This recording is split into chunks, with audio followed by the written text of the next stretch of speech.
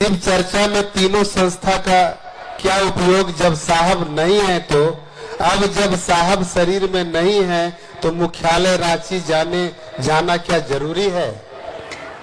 देखिए, जिज्ञासा आ ही गई। ये जिज्ञासा नहीं है, इसको जिज्ञासा हम लोग नहीं कर सकते हैं। जी, जिज्ञासा नहीं है, क्योंकि ये तो मतलब बिल्कुल ही विपरीत बात है। फिर भी चूंकि बात आ गई है, 3 संस्था न्यास है जो साहब के द्वारा स्थापित है। साहब ने कहा महादेव मेरे गुरु हैं, आपके भी हो सकते हैं। तो हम लोगों ने माना कि नहीं? माना है ना। हम लोग जितने लोग यहाँ हैं, सबने शिव को अपना गुरु माना है कि नहीं? माना है। हम सबने माना है। हम सबने शिव को गुरु बनाकर 3 सूत्र किए हैं। 3 सूत्र देने वाला कौन है? साहब। 3 सूत्रों को देने वाले साहब, और तीनों सूत्रों को क्या उन्होंने किसी को मना किया? क्या उन्होंने कहा कि नहीं, मुझसे पूछे बिना नहीं कर सकते? उन्होंने तो कहा कि मुझसे पूछने की भी जरूरत नहीं है, मुझसे मिलने की भी जरूरत नहीं है। महादेव तुम्हारे गुरु हैं, महादेव को अपना बनाओ, महादेव से दया मांगो, महादेव की चर्चा करो, महादेव को प्रणाम करो। यही कहा उन्होंने। तीनों सूत्रों में उन्होंने अपना नाम तक नहीं लिखा, लेकिन दुनिया जानती है कि ये तीनों सूत्र देने वाला कौन है। उन्होंने अपना नाम नहीं लिखा, लेकिन हम आप जानते हैं। तो यहां तक तो मामला ठीक है। फिर लोगों ने कहा क्या हम शिव चर्चाओं का आयोजन कर सकते हैं? साहब ने कहा बिल्कुल कर सकते हैं, लेकिन परिपत्र के अनुसार। जो परिपत्र मैंने जारी किए हैं, लोगों की सुविधाओं के लिए किए हैं, लोगों की सुरक्षा के लिए किए हैं। तो अपनी सुरक्षा और सुविधा को देखते हुए करिएगा। लोग करने लगे। अब आप लोग बताइए, इतने लोग यहाँ बैठे हैं, आप अलग, कोई पूर्णिया का होगा, कोई कटिहार का होगा, कोई खगड़िया का होगा, कोई मधेपुरा, सहरसा, सुपौल का होगा है ना भाई? सब कोई है। आप बताइए कि आपसे कभी किसी ने ये कहा कि शिव चर्चा का आयोजन करने से पहले आपको पूछना पड़ेगा? नहीं ना। शिव चर्चाओं का आयोजन तो आप करते ही हैं, कोई आपको कुछ बोलने नहीं जाता। लेकिन साहब ने 2007 में शिवशिष परिवार संस्था की स्थापना की, और 2008 में, सोचिए आज से कितने वर्ष पहले की बात है, 2008 में शिवशिष हरिंद्रानंद फाउंडेशन और वैश्विक शिवशिष परिवार की स्थापना हुई। इन तीनों का मूल उद्देश्य, हर संस्था या न्यास का कोई मूल उद्देश्य होता है। जैसे किसी किसी संस्था का मूल उद्देश्य होता है गरीब लड़कियों की शादी कराना, तो वो लोग गरीब बच्चियों की शादी कराते हैं। किसी संस्था का मूल उद्देश्य होता है गाय का पालन करना, गौ रक्षा, तो वो गाय की रक्षा का काम करते हैं। लेकिन शिव के शिष्य साहब हरिंद्रानंद जी ने जो संस्था और न्यास की स्थापना की, इन तीनों का मूल उद्देश्य क्या है? इन तीनों संस्था और न्यास का मूल उद्देश्य है शिव के गुरु स्वरूप की स्थापना जन जन में करना। तो ये संस्था या न्यास इसीलिए स्थापित किए गए ताकि इनके द्वारा सभी शिव के शिष्य, सभी मतलब सभी शिव के शिष्य इसी का बैनर लगा के दुनिया में कहीं भी जाकर महादेव की बात कर सकते हैं। लेकिन दुर्भाग्य ऐसा है कि कुछ समय से कभी कभी इक्का दुक्का सुनाई देता है कि किसी ने अलग ट्रस्ट बना लिया, किसी ने अलग न्यास बना लिया या एनजीओ बना लिया। तो मुझको हंसी आती है इस बात से कि भाई सबके लिए साहब ने बनाया था, लेकिन आप खुद ही चाहते हैं कि हमको उनके घर में नहीं रहना है, हमको एक अलग मुकाम बनाना है, एक अलग कुनबा बनाना है। तो उसके लिए कोई कुछ नहीं कर सकता। अब आती है बात ये कि ये संस्था न्यास करते क्या है। जो साहब के द्वारा स्थापित है, उन तीनों का नाम आपने सुन लिया, शिवशिष परिवार, वैश्विक शिवशिष परिवार, शिवशिष हरिंद्रानंद फाउंडेशन। और इन तीनों के सिवा साहब ने कोई और स्थापना किसी चीज की नहीं की। इसमें उन्होंने सभी तरह के शिव शिष्यों को शामिल किया और सबके ऊपर ये जिम्मेदारी दी कि दुनिया में कहीं भी महादेव का काम हो तो आप मदद करिएगा, शासन नहीं सहयोग करिएगा, इसलिए मैंने बनाया है। ये तीनों संस्था या न्यास शिष्यानुभूति छपवाती है, 3 सूत्र का कार्ड छपते हैं या स्टिकर जिसपे आइए भगवान शिव को अपना गुरु बनाए ये लिखा होता है। 3 सूत्रों का कार्ड अलग अलग भाषाओं में अलग अलग राज्यों में लाखों लाख कार्ड छापकर भेजे जाते हैं। जो लोग इस संस्था या न्यास के सदस्य बनते हैं उन्हीं के सदस्यता के पैसों से मेरे आपके जैसे जो सदस्य बनते हैं उन्हीं पैसों से ये छपवाए जाते हैं।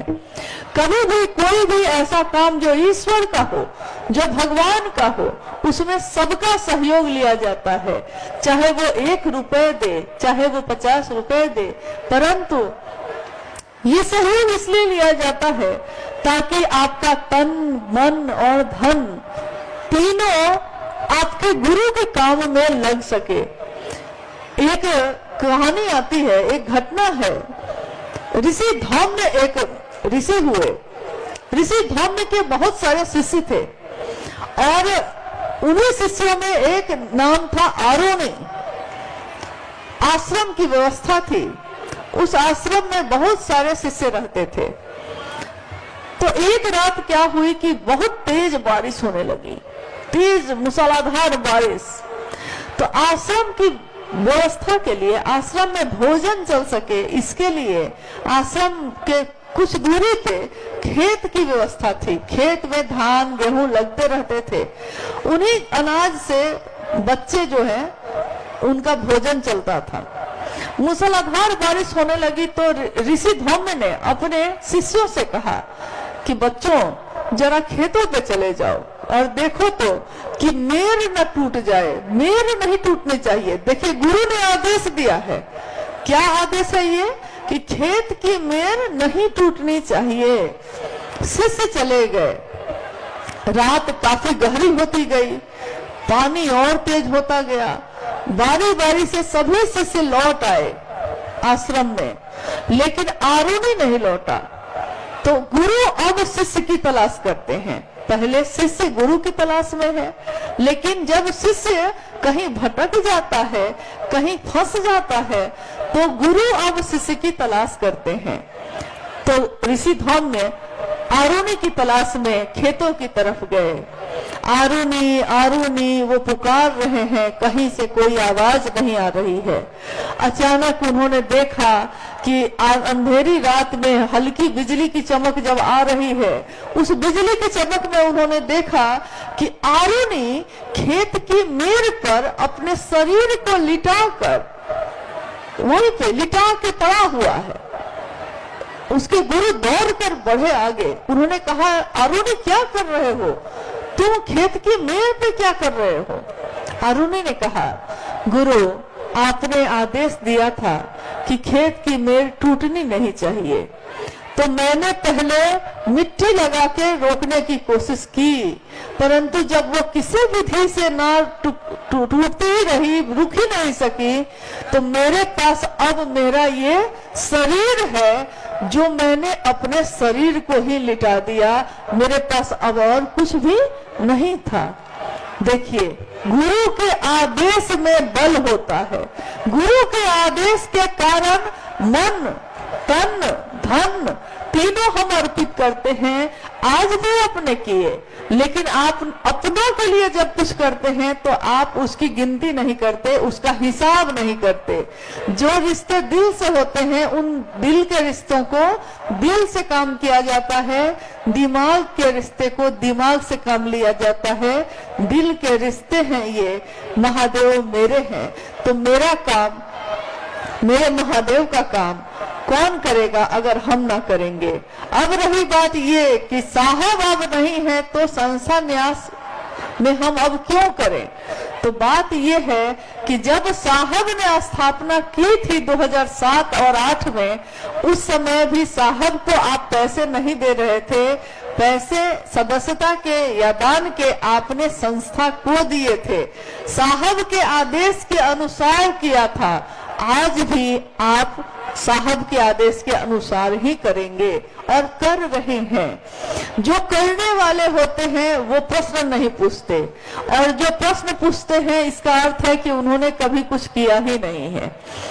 जो चढ़ने वाले होते हैं वो पहाड़ पे चढ़ के उस पार उतरते हैं, जो नहीं चढ़ना चाहते उनके लिए सीढ़ियां भी पहाड़ बन जाती हैं, चट्टान बन जाती हैं। रही बात साहब के द्वारा स्थापित की हुई संस्था या न्यास की, तो ये न्यास, ये संस्था हमेशा गुरु भाई गुरु बहनों के अनुसार चलता रहेगा, अपने गुरु का काम करता रहेगा और सारे लोग इसमें मदद करेंगे। मुझको नहीं लगता कि कोई भी यहाँ ऐसा होगा जो ये कहता हो कि मेरे गुरु का काम हो और मैं पीछे हट जाऊं। आगे आकर करने वाले लोगों की कोई कमी नहीं है। जिनको ना करना हो वो ना करें, जिसको करना हो वो करें।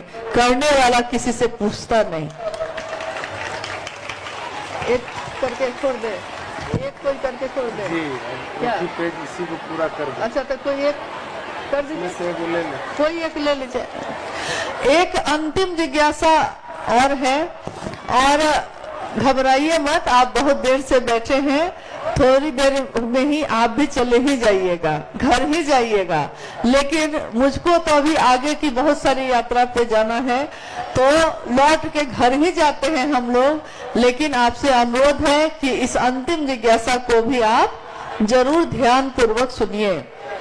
जी, और एक बात कि पीछे पूरा पंडाल भरा हुआ है, आप एक साथ उठ के जाइएगा, पूरा जाम हो जाएगा, आप बैठ जाएं, धीरे धीरे निकले। और एक जिज्ञासा है अंतिम, क्या शिव को गुरु मानकर कंगन पहनना आवश्यक है? अगर कंगन पहनना ही है तो 12 दाना ही क्यों? देखिए, आपने जिज्ञासा सुन ली।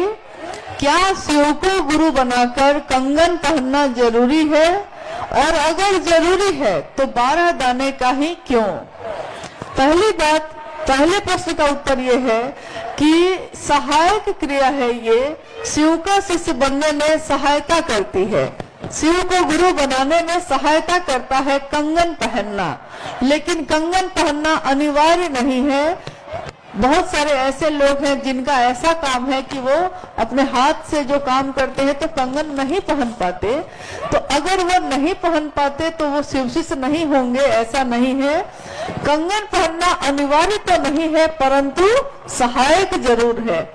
और अगर वो सहायक है तो हमको उसकी मदद लेनी ही चाहिए।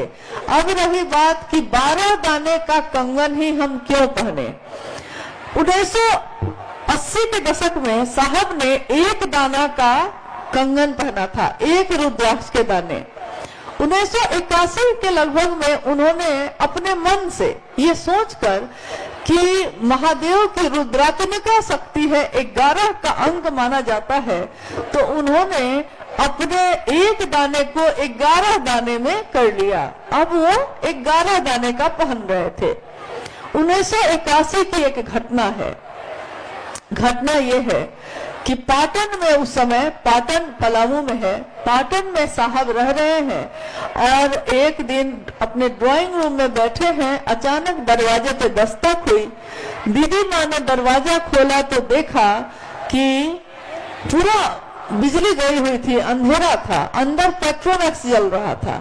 दीदी माँ ने देखा कि बाहर के अंधेरे में कोई बरामदे में एक साधु खड़े हैं, लेकिन साधु जो खड़े हैं उनके चारों तरफ रोशनी ही रोशनी है, कहीं कोई बल्ब नहीं जल रहा, कहीं कोई रोशनी नहीं है, परंतु साधु जो खड़े हैं उनके चारों तरफ रोशनी ही रोशनी है। पहले उनका ध्यान इस पे नहीं गया। उन्होंने साधु से कहा कि अभी कोई आने का समय है, साहब तो ऑफिस में दिन में बैठेंगे। दीदी को लगा कि कोई अपना काम के लिए आया है। साधु ने कहा मैं मिलने आ गया हूँ। तब तक साहब भी आकर खड़े हैं, तो माँ और साहब खड़े हैं। साधु ने माँ से कहा कि रुद्राक्ष का 12 दाना पहनिए हाथ में। तो माँ ने कहा कि 12 दाना कहाँ से लाएंगे, 11 है लेकिन और रुद्राक्ष का दाना मिलेगा नहीं, मिलता नहीं है यहाँ। तो उस साधु ने अपने दाहिने हाथ की तर्ज